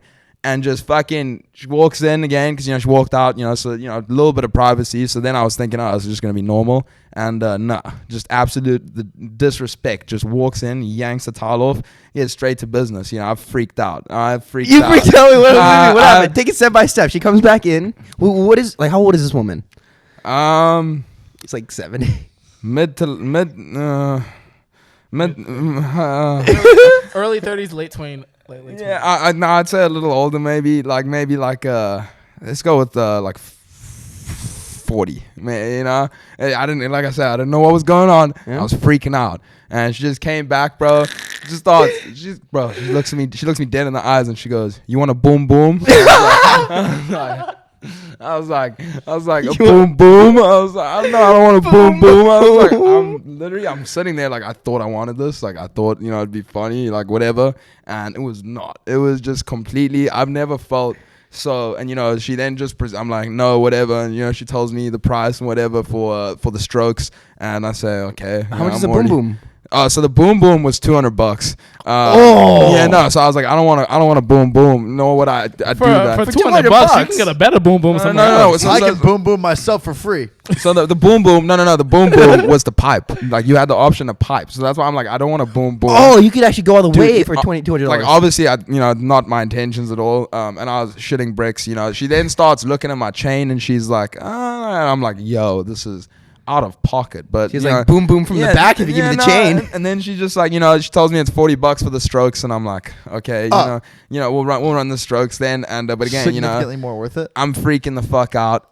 Not a good time at all. It was very. I've never felt so violated in my whole life. It's like awful experience, and so didn't really do the time because I'm freaking out. So we were, it was a quick job. And I go outside and I'm like, oh, like the homies are gonna be in there for a minute. I go outside, the one homie's already out there too. I'm like, same thing. Like you also freak out, and he's like, yeah, it was not fun. And 30 seconds later, the last homie walks out, and it's just it was very. It's crazy how we transitioned from crypto to this. But, it was just, you got to do it, one time, just for the culture. But I won't be doing that again. What's the post-nut clarity like on that? There was no post-nut clarity. It was just like, I was just happy that I got out of there like alive. And like, it's just like, it was very airy. Like, it's just, there's no way. I just wasn't expecting a full-blown brothel in, 2020 or 2019, whatever this was. And it was just like, it's like fucking one row back from Sunset, I hope they don't come after me after dropping their name in it. Bro, dude, Nelk, they went to a hand job place, like a massage parlor, and they got jerked off, and they brought a homeless guy that got jerked off, and they just showed the front of this place in downtown LA, like the front of the store with the name, and go, guys, come here, everyone, the best rubby tuggies. I'm like, 4 million people are going to see this, and this is a legal business. Yeah, that's crazy. I mean, yeah, no. Is it? Yeah, you can't give a jerk off. That's why Robert Kraft got in trouble. Yeah. Nah. You can't get You have a voluntary jerk off that's paid. No, that's prostitution when you're paying somebody. No, I don't think so. I think it's in the restraints of what massage is. I think that's like the whole point. To jerk your chicken? Like it. I'm that's like crazy. Think about it. Like, I mean, you can like massage someone's like genitals. I mean, like you can like massage someone's ass. Well, first of all, she offered a boom boom. She did offer a boom boom. That is a little different. That is prostitution. Our rub and tugs legal from the initiated happy ending, exactly what it sounds like, an orgasm for the client, courtesy of the masseuse. United States, happy endings are illegal, but in Australia and many parts of the world, it's a perfectly legal service. Thank goodness this was in Mexico. Sunset, Mexico. Thank goodness this was in Mexico. But yeah, no, it's just all around, I thought it was going to be way funnier than it was. And it was, I'm glad I got it done, young, and I'm done, I'll never go back again. So did any of your friends get rubbed? Mm-hmm. They did. Indeed. We all ran it. Oh, but you didn't go, you just freaked out and left early though. Well, no. I mean, it was just like, it was a whole freaking out. It's just not what you expect. Just like the whole thing. You expect to go there and like have a good time. And it's just like, it was just really like out of pocket. I'm never, because I'm not like that either. Like I can get girls on my own. I don't need this shit. Like it was that's like yo. Have you guys all been to a strip club? Yeah. Mm-hmm. Like, you went to your first one last week, right? That's kind of how I feel about the strip club. Like it's fun, but it's only fun because you make it fun. Like if I don't think I'll ever go to a strip club sober, and it's also like one of those things like you almost have to like just like put yourself in like the I'm at a strip club mentality, opposed to like. There was some weird individuals there. Yeah. And I'm like, I really hope I'm never at this point in my life to where I have to come pay to just watch live porn. If you are, a 50-year-old man going to the strip club on a Thursday night, you have problems. But they're always there. Just like you get there at a weird ass time. Nobody's gonna be here. It's just like 7:50. They're there for lunch, bro. They're there for lunch. They want a chicken sandwich. They eat at the strip club. Fucking food. But if you are, that should be fucking illegal. Dude, there's strip clubs with buffets, bro. You can pay $20 in Vegas for that. Or $17 cokes talking about, hey, do you want to buy a girl a drink at a non-alcoholic fucking strip club, dude. So strip clubs are stupid. But yeah, if you're a young kid and you want to go and experience and just have some fun by any means necessary, those strip clubs are for you. But yeah, if you're a full-grown adult and that's figure your fucking life out. Yeah, you drop your kid off at school and then go to the strip club. like- There's an it's like issue. what Parents talk about. They're like, I went out to the strip club with my friends. I asked my wife it's okay. I think Bro, if your wife says it's okay, you need to find a new one, and vice versa. If your wife wants to go, fucking Magic Mike type things, you need a new one. It's not. What if you go to, because there's a lot of couples that go together. In Vegas, I saw a ton of that. I Couples think going Vegas together. kind of brings that type of couple. What about here? If you saw couples at a, is If that a I little bit saw a less couple more at a- okay? I think don't know. I never felt like the strip club to me never felt. I never was put in like a sexual sense. I'm never like, oh, I'm feeling very sexually aroused by these women. It was Kind of a more force feel. It was more like I'm having fun at this place. I never was like aroused there. If that makes sense. Because there's no connection. It's all about the personality. There's older guys there or just younger guys. Anything. I got a feeling of like arousal. Like they seemed like they were aroused, and I was not in their shoes.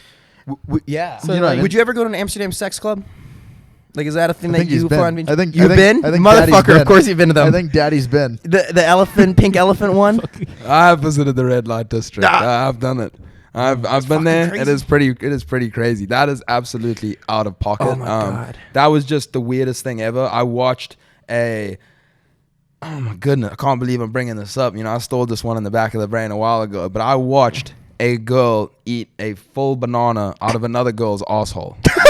And it's like A chocolate covered banana. You are not no chocolate, just raw dogged it. Well, just raw dogged it. You are not. I think that he was referring to a different kind of chocolate.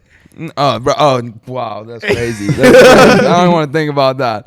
But no, that was a whole different. There's absolutely zero sexuality. You're not None. feeling it at all. It's Right. just like it becomes a what circus. am I watching? It's like a circus at that point, right? Yeah. It's like an asshole circus. I told you guys I went there once. I was with a ton of friends I met at a hostel in Amsterdam, and I thought it was gonna be like a theater, like a regular show. I didn't know they meant like a sex show. I walk in, it's benches. There's waiters walking around with food, and I'm sitting next to like random people and then my friends. And then suddenly two people come out. Woman takes a long strap, like 10 feet of beads out of her vagina, just pulls it all out, and then they start fucking. And then people are laughing in the crowd. So the guy on stage who is fucking this chick turns to the crowd and goes, "Stop fucking laughing," and then keeps pounding. And then the curtains. You got fucking laughed at. Yeah, you got Stroke got laughed at live. No, he did. The guy did. Yes, I'm saying, People were just Stroke got laughing because laughed you're at just seeing live. people have Weekend. sex and you're American tourists and you've never seen this. And the guy goes, "Stop fucking laughing," and just keeps pounding, and the curtains close. It is absolutely crazy. That's another conversation I have too. Fucking prostitution is legal over there, and Yeah. I'm again, I don't run it like that. I don't need to. But at the same time, if you have a girl and a guy, and one either or is willing to offer themselves for sex, It should be. then that should be illegal. that is gonna exactly because then you can regulate it. You can It's have the oldest profession in the book. you have you have regulations. I think You there's then have older. bouncers. You have all this kind of stuff. So that way it eliminates fucking picking up people on the side of the Right. road and you That's can where beat them and shit in your car. and That's they can't where- go to the police when they get hurt. And that's where I think that the issue, Crazy. that's where I think like the issue rises. The crime that comes with it. It's even been talked about. Like people say, like like legalize all drugs and stuff. Crime will go down. Like, it's a very hard thing to say because it's just kind of like the act of prostituting and I can't speak on it. I've never been a prostitute and I've never been with a prostitute, so I can't speak on like what people are like actually feeling or like what they're like going through on it. I'm just saying if I was getting prostituted by like a pimp, I can't imagine I would be in like the greatest headspace. But dude, in the Amsterdam ones, these people were prostitutes. They rent these boxes, these red boxes, right, from these companies, and it's super legit. Everything gets checked. They have to go through a ton. I know that there's definitely situations where people are being exploited, but the majority are free women who decide to do it, and it's very regulated. They pay rent on there. There's rules alongside that. They have to get tested. Like, it's way different than somebody on the side of the street in Vegas trying to fuck you. And you got these giant bouncers and stuff that in there too. Yeah. So you mistreat the girls or anything, you get clipped up. It's Yeah. not versus the other way around where you got to hide it and stuff. Yeah. But again, like you say, it's a complicated. Did you do that, or did any of your friends participate? There were a few. Yeah. There were a few. I did not. 'cause, like, there's also, I'm like, not these- that bad. I'm not that bad. There's like these other things, like they're ultimately called whorehouses, and it's ultimately like different boxes with different holes of female or male body parts. Glory holes. Glory holes, but like, you know what I mean? So that's ultimately what it is, right? And girls will go sit there for 4 hours and just get fucked. You know, it's like a wall, and just get fucked. You know, how do you even? No, the thing is that podcast. the thing. Well, it's Glory like holes. They will sit there and get crypto's fucked. glory holes. but like, Crazy.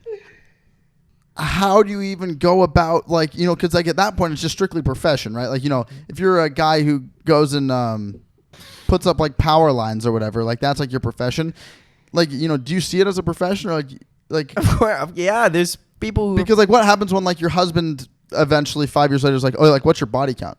I mean, here's the thing. You know, I think the world's evolved. I think that has turned into yeah. OnlyFans. You know, and now it's you got that kind of stuff going on. So listen, if someone is willing to pay to see my tits, I would do it. I'm not even gonna sit here and cap. If you were willing to pay, if I could earn $100,000 a year to show off my tits, I would 100% do it. But unfortunately, you know, motherfuckers only want to know how to lose weight and put on weight. No one wants to look at my boobs. So there's that. Yeah. Oh wow. But isn't that? But the weirdest thing, last thing, like I took away from Amsterdam is when I was walking around with my friends around the red lights district, where if you guys have ever been, it's windows with like red lights, and like literally you can find the hottest women ever, and you pay 80 euros, and you can, you know, do everything Have your with way. them. It's like, why are you even there? Like, go find yourself a rich man. Well, why are you a hot ass in the window? People, it's empowering work to some people. It's sex work. They like to do it. But the interesting thing was, you walk around, you just see like grandmothers with grandkids, families all walking around, and then just part random of the dudes culture. walking in and out. And I would see this one dude go in, and then like a mile down the road when we were walking around, I would see him going to another one, and another one. He would just bounce back and forth into all these different rooms. It's nasty stuff. He was feeling kinky that night. It is nasty stuff, but yeah, you know, like you just So said, like slutty. that is straight up, you know, like the sex shows and stuff too. Like you just got to be 18 years and older, I think, and you can do it. It's a part of the culture, you know, and a lot of people don't understand that, because a lot of people, one thing I've learned, you know, moving to the US too, not a lot of people travel outside of the US who are from here, because, you know, you fuckers have got everything. You got snow, you got Mexico right down there, you also got Cali and all the beaches here. Yeah. You got, you know, East Coast, all that stuff. But, you know, if you're in Europe, you know, everything's small. You know, you're always traveling and shit. You're always going places, so you're learning different cultures and stuff. But yeah, no, it's a straight up part of shit over there. Like you just walk through it, and there's, you know, girls dancing in the window and stuff, and They try to lure you too. They point at you. Oh yeah, it's unfair. It's nasty. Because that's kind of like what states are in, like the, you know, in the United States, like you get so many different cultures from all these different states, and then you have like different cultures within each state. Like but you don't get like world culture really. You get like tastes of it, especially in like California. Like, you know, there's like districts in California that are just like very predominantly, you know, from a certain place. 100%. But like it's not anywhere close to like. It's not like Amsterdam, Yeah, where true. that's your backyard. Yeah. You know. Yeah, totally. So different. I mean, like Amsterdam too. Like, you know, you can walk in a shop there and you can buy truffles, which, Yeah. you know, if you don't know what truffles are, it's kind of like a milder version of shrooms. But you can trip dicks. You can just walk around Amsterdam tripping dicks, and it's cool. And you can, like, they got smoke shops and stuff there. They call them coffees, like a coffee shop, and you can just pull up in there Buy and a you joint. walk in, you buy a couple joints and shit. You know, they rock with the spliffs over there. I've never been a big spliff guy, but you know, and you can just sit there and you watch, you just smoke and watch the soccer. Like, you know, it's crazy how different cultures are. You go in, you can buy a pack of weed, and then they have bongs on the counter that everyone uses, and then you can use the crazy bongs while you're watching TV, getting coffee. Like, people just walk in there before work, read the paper, smoke a joint, get their coffee, and leave. My God, we need to go to Amsterdam. That sounds again. like We gotta go as a team, bro. Yeah, That'd yeah. be sick. That You- sounds all of like us. Kai's fucking dude. I don't think I would survive Amsterdam. No, It Kyle is will so be much asleep fun. by It'd fucking be- 8 a.m. It'd be sick, like, you know, like what Swagboy Q and like Tommy Uno do, where they like do Interview people in public, interviews. yeah. Doing that at the red light district, be like, so are you married? How dumb bad are you? We just saw you walk out of You'll 4 get your different clubs. ass kicked if you're filming there, I'm sure. Oh, yeah, they don't play over there too. Yeah, you They- can it's- film. They don't play with it because police are making sure that people aren't like fucking up you with the can't- prostitutes. You can't get caught like filming and stuff. They don't like it in the red district. It is Red very light crazy district at how all. different. It is very crazy how different. Like, police get mad here if you're fucking with prostitutes, and police also get mad there if you're fucking with prostitutes. Yeah. Just two completely different Yeah. types of fucking. Yeah. Well, we Yeah, but I wouldn't interview any prostitutes. I interviewed like the super bad guys, like the down bad dudes. Dude, they just want to go there. We Dude, should they be- just want to we go should there. be- and get they their don't want to nuts. get seen on TikTok to like you'd be like, yeah, we don't have any followers. So can we just interview you? I think that there's a reason why you haven't seen that many TikToks from the red light district. I don't have yeah, red yeah. light fucking FYP. Yeah, I don't yeah. have red light. But I'm porn just saying, like FYP. it's pretty interesting. Yeah. Like, you would get red light FYP if it was being filmed. Yeah. Probably. All right, let's bring it to a last story. I want to hear about this. You almost got kidnapped in Mexico. Yeah, so Mexico, I've been going there for the last few years. It's a great time. Legal ages to drink is 18, but that's not the main reason we go there. Just That's one of the best. It is up there. It is up there. That alongside like beautiful beaches and good food and stuff. But it's one of those. So I've been going to Cabo for a little bit. And it really is just they got their $1 bars there. The locals are fucking awesome. I've met a couple homies that work at Mango Deck, and I go out and stuff with them now when we go there, and it's like I can barely I can't understand Spanish when I'm sober, but give me a couple of beers, I can speak fluent Spanish, and it's like, what the fuck is up that about? Because this kid started speaking Spanish to a taco stand lady when he was wasted. Spanish was great. No, I can't actually speak Spanish. I just get so drunk. Like, it's like, what is he speaking? It could be Spanish, it could be English, it could be anything. There's a whole movie about it. So, but no, it's crazy because I can actually understand them more. I don't know what the fuck they're saying, but I just get a bit of feel for things. I don't know. And I went out one night, again, I had a couple of friends. We went out to the club, and it gets live there till like 2, 3, 4 in the morning. It goes till like 5 or 6, but you're a lunatic if you're staying out till 6 a.m. It's not that deep. You don't need to go to club that long. All you're doing is fist bumping anyway. You can't hear what the motherfucker next to you is saying. It's just fist bumps for hours on end. And so it came like 2 o'clock, and I ended up, I don't know why. Cabo is actually, it's a pretty safe place. I got the military there. The cartel, to my understanding, the locals told me, is that they run it though. They do their shit. Cabo's in the top 5 most murderous cities in the entire world. Yeah, but only if you're not paying attention. Okay, but Cabo's not that big. Like you might have been a little bit safer. Cabo's very. Well, where the tourist goes, I think it's fine. I've only had like the police try and shake my pockets once. That was one time, and it's just because I was drunk, head down, and an easy target. It was natural selection. My fault. Yeah, yeah. If you keep your wits about you, it's definitely safer. Yeah, but I mean, I was keeping to myself, but they just saw. I just made an easy target. I shouldn't have done that. But I end up that location where all the clubs and stuff are. It's very, like you say, it's very small. That place is it's not too dangerous. Military, everything. Right. Worst case scenario is you're gonna get pickpocketed. Or they're gonna take your money. You probably won't get killed there. And so I end up, it comes along to like 2, 3 in the morning. We're winding down, and I start wandering down one of these back alleys. It gets dark very quickly. Like I say, there it's bright, a lot's going on. And I wind down this back alley where they got no lights and nothing. There's no people. And like I don't even know. I was the liquor was doing its thing. It was taking me on a journey, and I look up and I was just like, where am I? Next thing I know is like I'm outside this motel, and these fools, like there's like a group of 8 of them. They look at me and they're like, hola, amigo. And I'm like, oh, fuck. Like, I just start shitting it because there's no lights. There's no nothing. It's just a dark alley. Yeah. And it's like 8. And I'm like, I'm way too drunk. Like, this is when I was also like skinny fat, like little blonde head kid. Like, I would beat me up if I saw me. You know what I mean? And take all my shit. Like, that's why I knew this. And so I just, I put on the jets and I start running. And these fools start chasing me. Oh, shit. Like, and they're like, amigo. And I'm like, dude, like, stop. I'm like, this is terrifying. You definitely don't want to be friends with the person if you're running after them saying, amigo. Bro, I'm literally, like, I'm freaking out. I have no idea where I am. Like, because, I know Cabo, but I don't know where I was. Couple back alleys, whatever. And for those who's probably gonna think I was looking for coke, I wasn't. I don't do cocaine, but I posted a TikTok once, and everyone was like, "Oh, so you were just looking for blow and got kidnapped?" No, that's not what happened.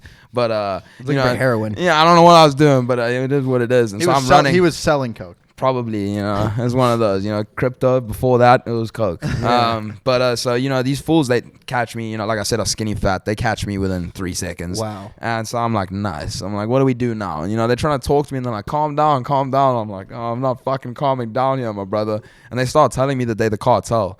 And I'm now like, I'm really freaking out. I'm like, there's no one near me. Like, it's just like cartels on my ass. I'm like, this is not a great look, Yeah. I didn't think that this is how I was going to go out, for sure, like liver damage or something, but, not by the fucking cartel.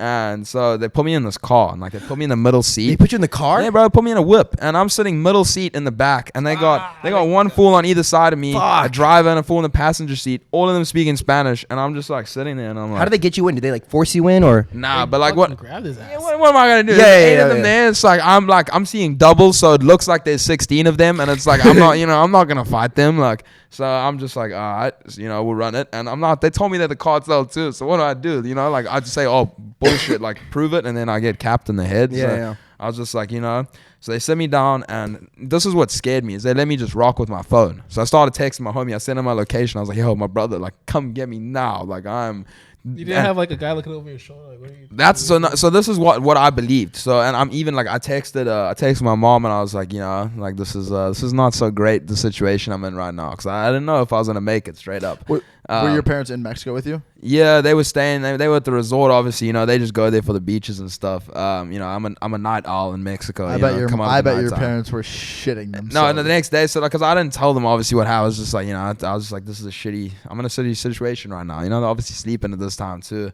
But so these fools. And now I'm thinking, all right, the cartel's notorious for just chopping motherfuckers' heads off in the desert. And I'm like, they just not even putting a bag on my head or anything, because they don't care where, they don't care if I see where we go, because they're just going to cut my head off. Yeah. So I was like, I genuinely thought like my head was going to come off my shoulders. Were they driving? Get yeah, they're driving me around. And so like, I'm looking at the maps too, and we're just going further and further away from town. And I'm just like, I really didn't think it was going to end this way. I really didn't think it was going to end this way. And, I kind of just like, I'm just like sitting there. And I guess we made a U-turn. And we pull up like a couple streets back from the main street. And I see my boy standing there talking to some fool who was one of their homies. And he slips them some bread. And they come, they open the door.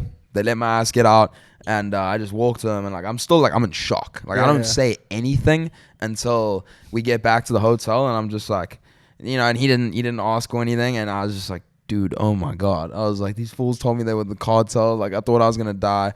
I don't think they were the cartel, because Well, you probably say that to tourists, maybe, right? Yeah, but it's like... Do you know what kind of whip you were in? Dude, like a Corolla, the standard. They're just but young. still, I mean, there's still guys that, it's a perfect business model, right? Awful. Because the thing is, you pick up kids, you let them use their phone, their friends come and find them, and then you make money off of people. Oh, crazy! How did their boy know where your friend was? Dude, so I have no idea. I just remember pulling up, and because I don't know if my homie was asking, he's like, where's this? You can kind of see it's like, oh, there's one motherfucker, same similar age, like panting around, like looking for my ass type shit.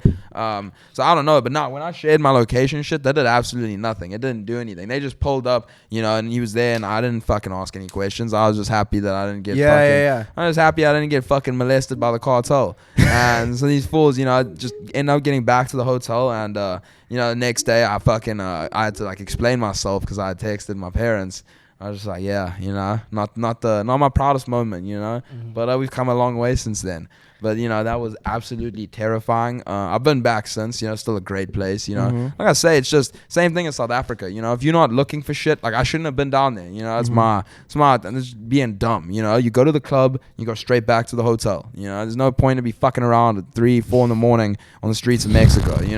So that's it was a good life lesson, and I'm glad. I'm not glad it happened, but like I'll never be pulling any dumb shit like that again. Like these fools go to Vegas and stuff when they're 25 and they they die and this and that. Like I already had mine. I'm good. So like I can now I can celebrate. It's happened. It's in. It's out. But probably one of the most down bad moments I've ever been in that in sounds my life. fucking horrendous. In my life. So still go back. It's still a great time, but we'll never be running that shit again. Again, just a word of advice, stay where people are. Don't fucking stay with your friends. No need to be. I don't even know who my friends were, because we were all in the club together. Again, I was just being ignorant, just wandered off. You got to remember, it's not the US. It's not. We're gonna Amsterdam, guys. We're gonna go to Amsterdam. Amsterdam is what I'm saying. They're a little more gentle over there. Same thing though. They'll snatch your pocket. It is what it is. They target tourists. Gypsies, bro. The gypsies are all over there.